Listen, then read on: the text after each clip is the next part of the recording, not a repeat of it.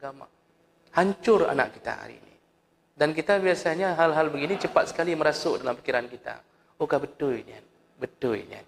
Kita ini, begitu dikabarkan psikologi orang kafir, seakan-akan kebenaran ada pada mereka. Baru dikasih tahu sama salah seorang, contohnya, kasih tahu. Bapak Ibu, dalam dunia parenting, mendidik anak, itu jangan ucapkan kata jangan, katanya. Itu dah mulai menyebar itu. Jangan ucapkan kata jangan kepada anak. Rubah katanya. Jadi jangan bilang jangan kencing di situ. Rubah. Ya, rubah. Kalau kencing di situ nak, nanti kencingnya bau. Enggak di situ pun bau juga kan? Disuruh rubah. Padahal dalam Al-Quran, Allah yang Maha Rahman, Maha Rahim, mengingatkan sesuatu, itu gaya bahasa langsunglah. Langsunglah, berulang-ulang. Lah, jangan. Kita tidak asal dengar ada ilmu psikologi baru, padahal datangnya mungkin dari kafir. Kita langsung terserap. Allah yang Maha Pemurah dan Penyayang, itu memakai kata jangan. Makanya capek kita buat iklan hari ini, Pak, di luar masjid. Terima kasih Anda tidak merokok di sini. Tetap ipip rokok sih, Pak. Cuba tulis, hai, baik kamu rokok kayak alias saya ini. Merokok, Pak. Kita ini kadang-kadang nggak tahu bahwa tempat keras dalam agama belum tentu tidak baik. Demi melawan maksiat. Coba tulis besar-besar, Pak. Ya, kalau merokok di sini, kucincang kepalamu. Itu nggak ada yang merokok. Makanya sekarang cepat lihat tempat buang-buang sampah, Pak. Di depan-depan rumah orang. Itu tulisan-tulisan hari ini sudah berubah. Nah, itu di Manggudong itu, tempat buang sampah. Apa yang ditulis sekarang? Kepada Abi Umi yang punya otak, kata dia. Ditulis Abi Umi, tapi ujungnya yang punya otak. Tolong jangan buang sampah di sini. Dulu tidak, awal-awal tidak. Masih berpengaruh. Terima kasih tidak buang sampah di sini. Tidak, Pak. Makanya didik anak itu, mendidik iman, itu keras-keras sedikit di awal tidak mengapa. Asal jangan sampai menyakiti. Anak tidur salat subuh. Bangun nak. Dia mungkin balik kanan, balik kiri, belum mau bangun. Angkat. Tertidur lagi, ambil satu aqua, siram mukanya. Mamaknya nangis-nangis. Ayah beginilah, jangan begitulah, begini. Mamaknya siram dengan ini. Kalau urusannya salat subuh. Memang hari ini nampaknya kita kejam. 3 tahun kita didik memupuk iman seorang anak. Umur 10 tahun, masuk balik, kemanapun dia pergi, tidak lepas dari pandangan kita. Tidak akan perlu kita telefon. Nak, sudah salat. Nak, jangan maksiat. Nak, jangan pacaran. Nggak perlu lagi, Pak. Kenapa? Capek bersama dia. 3 tahun kita bawa-bawa, kita didik, nak begini. Kelelahan kita Allah balas dengan pengabdian. Mereka yang hari ini tidak mau lelah mendidik anaknya, ambil masa tuanya. Di rumah sakit, tertatih-tatih, anak pun tidak mau pulang. Kenapa? Tidak ada perasaan pernah dididik oleh orang tua. Sebagaimana dia telantarkan anak dalam didikan, maka anak pun melantarkannya. Maka jangan kira agama itu, betul Islam itu lembut, yassir wala tu'assir, permudah, jangan persulit. Tapi dalam urusan-urusan tertentu. Nah, jadi jemaah mereka Allah yang membuat kita hari ini bermaksiat, iman kita bermasalah, Pak. Makanya bagaimana cara memupuk iman ini? Pernah ditanya oleh sahabat kepada Rasulullah. Saya lupa perawi hadisnya. Jadi tadi ini hadis ini tidak akan berzina, orang berzina kecuali dia sedang tidak beriman. Itu hadis riwayat Bukhari, Muslim dengan derajat yang sahih. Iman itu ketika kurang, yang harus kita jaga satu perkara. Jangan maksiat. Kita ini naik turun, Pak. Kita sendiri tahu kita sedang kurang iman. Nah, ketika kurang iman itu, semangat ibadah kita tiba-tiba down. Yang biasanya kita semangat bangun subuh, tiba-tiba dalam beberapa hari, mungkin kita ada sesuatu yang menimpa kita, banyak pikiran, dikejar-kejar sama tukang kredit, macam-macam terjadi. Kita down, Pak. Di saat down itu, satu yang jangan lakukan, jangan maksiat. Standby saja, tidak banyak ibadah, tidak mengapa. Oh, kalau sedang naik iman, salat qabliyah, Pak, 8 rakaat dilakukan. Yang hana gayu ke bubun, Mak. Padahal kan solat qabliyah cuma 2 rakaat, paling zuhur 4 rakaat, qabliyah 4 rakaat, ba'diyah. Itu sedang kuat iman. Solat malam, Masya Allah.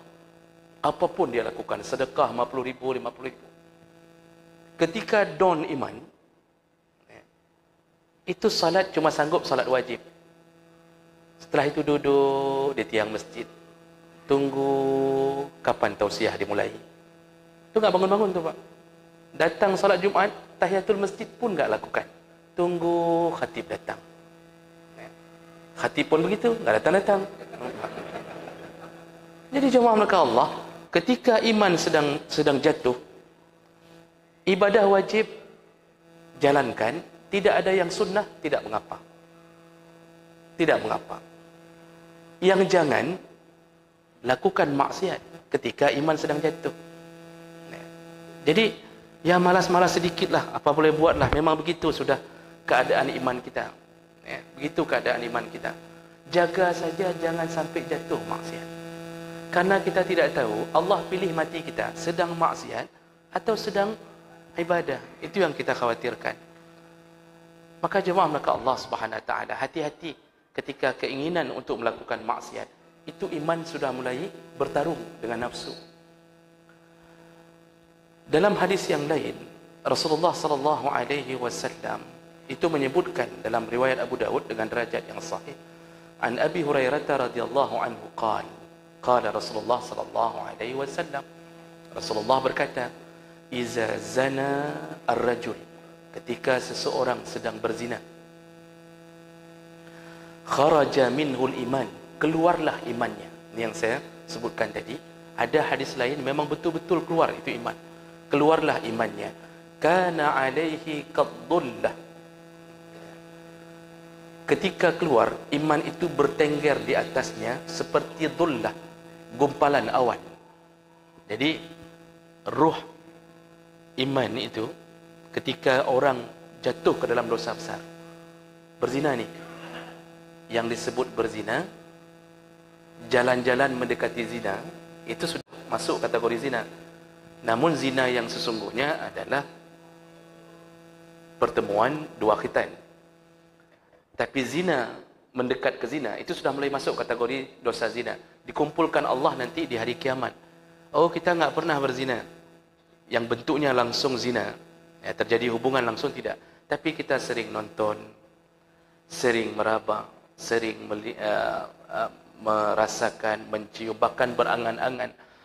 Itu dikumpulkan Allah nanti hari kiamat menjadi satu dosa, yaitu seperti dosa zina berhubungan. Hadis Nabi yang menyebutkan. Ketika kita mulai, mohon maaf besar, ketika kita mulai membuka website porno, ini iman dah mulai main, Pak. Kita solat jamaah ada, tapi ketika buka itu, ini yayahan. Ini berarti iman ada. Yayahan itu takut-takut tidak. Buka tidak. Buka tidak. Ini iman main. Kita paksakan buka, alah 3G. Sekali-sekali. Ketika nafsu di depan, iman mundur. Disitulah iman keluar. Bagaimana bentuk iman ketika keluar? Rasulullah mengatakan, berbentuk gumpalan awan berdiri di atas kita. Tidak mau masuk ke dalam ruh kita.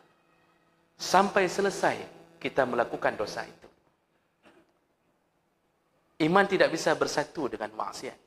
Lalu Rasulullah sambung, فَإِذَا إِنْقَطَعَ رَجَعَ إِلَيْهِ الْإِمَانِ. Ketika sudah selesai melakukan maksiat itu, barulah imannya masuk kembali. Makanya capek kadang-kadang kita nasihati orang yang sedang maksiat. Enggak berubah. Dia enggak bisa berubah ketika sedang melakukan. Kita harus menyentuhnya setelah dia melakukan. Menariknya, mendakwahkannya setelah melakukan. Makanya orang-orang yang duduk dengan wifi di kedai kopi, beli chip, main game judi online tu, Pak. Itu kita akan lihat seperti enggak ada beban hidupnya.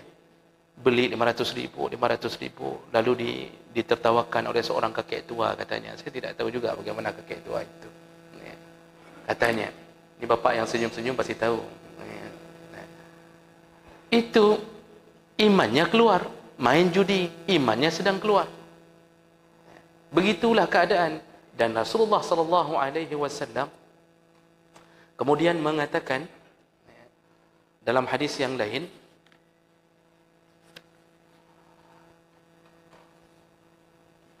man zana aw syariba al-khamra naz'allahu minhu al-iman kama yakhlu'ul nas al-qamis min jasadih. Orang yang sedang berzina atau minum khamar, iman itu keluar dari jasadnya, keluar dari tubuhnya, seperti seseorang melepaskan pakaian dari kepalanya. Seperti kita buka baju, ini baju kita buka, lepas. Begitulah lepas iman.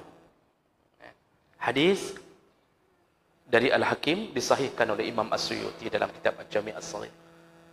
Cukup berbahaya ketika iman sedang keluar. Makanya nasihat Allah Subhanahu wa taala, ya ayyuhalladzina amanu taqullaha haqqa tuqatih. Ya wahai orang yang punya iman, bertakwalah engkau dengan sebenar-benarnya takwa. Maksud sebenarnya takwa apa? Dimanapun berada, takutlah kepada Allah. Karena inti takwa itu takut. Takutlah kepada Allah dimanapun engkau berada. Lalu Allah ingatkan ancamannya, bahaya kalau pelin-pelan, sekali takwa, sekali tidak. Ya. Suka-suka dia. Ya. Awal bulan takwa, akhir bulan tidak bertakwa. Apa yang terjadi? Allah ingatkan, wala tamutunna illa wa antum muslimun. Janganlah engkau mati kecuali engkau mati dalam keadaan Islam. Ini apa sangkut pautnya, Pak? Ketika takwa hilang, iman jatuh, di situ maksiat terjadi, matilah kita dalam keadaan mati, bukan mati orang Islam. Jadi mati kita dalam keadaan sedang bermaksiat. Ini yang membuat terjadinya su'ul khatimah. Su'ul khatimah, azab pertama yang akan kita rasakan di waktu sakaratul maut. Rasulullah mengatakan, innamal a'mal bi khawatimiha. Hitungan amal itu ada pada khawatim, penutup hidup kita. Jadi kita tahu kita selamat atau tidak, penutupnya. Kalau dulu waktu main bola, Pak, kalau sudah seri, ada penalti. Penalti seri, ada gol emas namanya. Apa itu dulu? Siapa yang berhasil mencetak terakhir, dialah pemenangnya. Begitulah gaya hidup kita. Kita jemaah setiap hari, melakukan terus setiap hari, tapi maksiat enggak berhenti. Tidak berhenti maksiat. Bergaul dengan dunia muamalah yang maksiat, tidak berhenti. Terutama dalam masalah uang. Saya selalu menyindir masalah riba. Kenapa? Saya yakin kalau zina, insya-Allah kita terjaga. Karena itu perlu keberanian melakukan zina. Tapi makan riba, orang yang enggak berani pun jatuh ke dalam itu. Yang enggak berani, tinggal desakan dari teman-temannya saja, kacau laju. Anak pupu. Tak ada masalah itu. Nanti kita taubat. Jatuh. Dia tidak tahu ketika dia jatuh ke situ, dia terus melanjutkan dunia itu.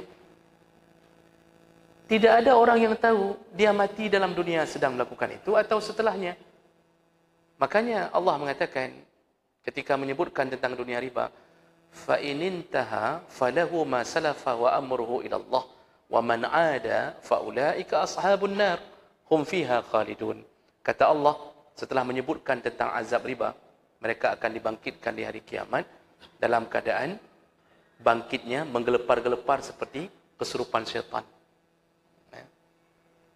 Lalu Allah sebutkan yang berhenti setelah diingatkan, lalu dia kembalikan uang pokok, uang bunga itu dia kembalikan kepada orang yang dia zalimi. Lalu dia berhenti, Allah terima taubatnya. Wa man 'ada, yang kembali lagi melakukan itu, maka dialah ashabun nar hum fiha khalidun. Dialah penduduk neraka kekal. Kali ini Allah sebutkan kekal bukan pada orang kafir. Allah sebutkan kepada pemakan riba yang mengulang-ulang ribanya. Jadi ibadah terus. Uang deposito di konven, deposito 500 juta. Cok peng bungong tip-tip bulan. Uang itu tidak hilang. Atau kita melakukan pinjaman. Jumhur ulama, walaupun ada yang mengatakan masalah bank itu, ada yang mengatakan tidak termasuk kalau banknya ya, bukan transaksi ribanya, ada yang mengatakan bank konvensional itu tidak haram segala macam, itu khilaf. Tapi bicaranya masalah bank, bukan bicara masalah transaksi ribanya. Jadi jemaah melakukan Allah, hati-hati. Iman kita dipertanyakan, kenapa masih berani kita lanjutkan itu, sedangkan kita adalah orang-orang yang selalu menyembah Allah Subhanahu wa taala. Maka bermasalah nih. Kita bermasalah, Pak. Nah, ini yang perlu kita fahami tentang kenapa Allah berikan iman. Supaya kita tidak terjerumus ke dalam maksiat. Bersyukurlah kepada kita yang selalu dijaga-jaga, diingat-ingatkan, yang merasa takut kepada Allah. Nah, kemudian yang terakhir. Yang terakhir, Pak. Nah, fadilah iman secara singkat. Menit itu, Ustaz. Berapa menit lagi? Baik. Ini terakhir sebagai penutup kita. Allah sudah janji dengan iman kita berhasil menguasai bumi. Kita berhasil menggulingkan kerajaan manapun. Dengan iman kita bisa kuasai kekuasaan dari pemerintah manapun. Dengan iman. Syaratnya iman. Dan ini Allah sebutkan dalam ayatnya, wa'adallahu alladhina amanu minkum wa 'amilus shalihat la yastakhlifannahum fil ardi kama istakhlafa alladhina min qablihim. Bagi mereka orang-orang yang beriman dan beramal saleh, Allah janjikan engkau akan menjadi khalifah. Engkau akan menjadi khalifah. Maksudnya engkau akan menguasai, memimpin bumi sebagaimana orang-orang sebelummu pun bisa menguasainya. Jadi kalau bergerak untuk menuju ke amar ma'ruf nahi mungkar yang bisa menguasai politik, itu baru berhasil kalau dorongannya satu, iman. Kalau politik sedang bicara, kalau dorongannya hanya kursi basah atau dorongan ingin menjadi orang yang disanjung, dikenal, maka dia sifatnya semu. Walaupun dapat, tapi dibenci. Allah tidak ridha. Maka terjadilah bertambah-tambahnya kezaliman. Tapi ketika iman yang bangkit dari sejarah masa lalu, Rasulullah sallallahu alaihi wasallam dari Mekah, komunitas kecil, cuma 70 orang, satu persatu disiksa, berangkat ke Madinah, lalu menguasai Mekah kembali. Itu satu dorongannya, yaitu ingin membuat tanah airnya Makkah semuanya bebas daripada berhala. Jadi ingin agar orang semuanya masuk Islam. Makanya ketika Rasulullah masuk ke kota Mekah, sepanjang perjalanan surat apa yang dibaca? Kalau Bapak baca Sirah Nabawiyah, yang dibaca surat Al-Fat. Dari mulai Madinah berangkat menuju ke Mekah, membawa sekitar 10.000 orang sahabat untuk merebut kota Mekah. Sepanjang perjalanan kata sahabat, Rasulullah membaca inna fatahna laka fatahan mubina. Ya, sesungguhnya kami akan memberi kemenangan kepadamu wahai Muhammad. Terus diulang-ulang oleh Rasulullah sampai ke kota Mekah. Di Mekah gentar penduduk Mekah telah pulang. Anak kampung yang dulu kita usir pasti kita dihabisi. Ternyata Rasulullah punya kebijaksanaan. Yang berlindung di Ka'bah, di Masjidil Haram, selamat. Yang berlindung di rumahnya masing-masing, tidak melawan, selamat. Yang berlindung di rumah Abu Sufyan, ini politik, menyanjung pemimpin di situ, supaya Abu Sufyan merasa tersanjung. Karena ada pemimpin suka disanjung, Pak. Jadi pemimpin yang suka disanjungnya, apa yang sanjung-sanjung? Ya. Supaya dia mau mentaati kita. Sebenarnya kan dia bodoh. Kan kayak anak-anak itu. Adik baik, adik cantik, tujuannya untuk kita. Begitulah Rasulullah memperlakukan Abu Sufyan. Yang masuk ke rumah Abu Sufyan selamat. Abu Sufyan tersanjungnya, ujung-ujungnya dia masuk Islam. Yang melawan siapa? Hanya Abu Jahal dan anaknya Ikrimah dengan sekelompok orang. Itu pun diusir oleh Khalid bin Walid, lari. Abu Jahal tidak pernah kembali. Ikrimah, anak Abu Jahal, kembali. Ketika Rasulullah menguasai Makkah, setelah beberapa bulan, Ikrimah kembali. Terloncat Rasulullah dari tempat duduknya, melihat Ikrimah, anak musuh nomor 1 dalam Islam, masuk Islam. Dipeluknya Ikrimah. Makanya hadis-hadis an Ikrimah bin Abi Jahlin, dari Ikrimah dari Abu Jahal, itu semua dorongan apa? Yang membuat menang iman, Pak. Makanya kalau mau kuasai Indonesia ini, dorongan politiknya iman. Kalau hanya sekedar untuk mendapatkan bangku, hanya sekedar untuk menguasai kota Lok Semawe, sekedar hanya untuk teken proyek, hanya sekedar untuk dapat uang gaji per bulan sekian, tidak akan pernah berhasil. Selama-lama tidak akan pernah berhasil. Maka mudah-mudahan Allah Subhanahu Wa Taala anugerahkan kita kekuatan iman ini. Dan insya-Allah mulai minggu depan kita masuk ke dalam rukun iman yang lain insya-Allah. Subhanakallahumma bihamdik asyhadu an la ilaha illa anta astaghfiruka wa atubu ilaik. Wassalamualaikum warahmatullahi wabarakatuh.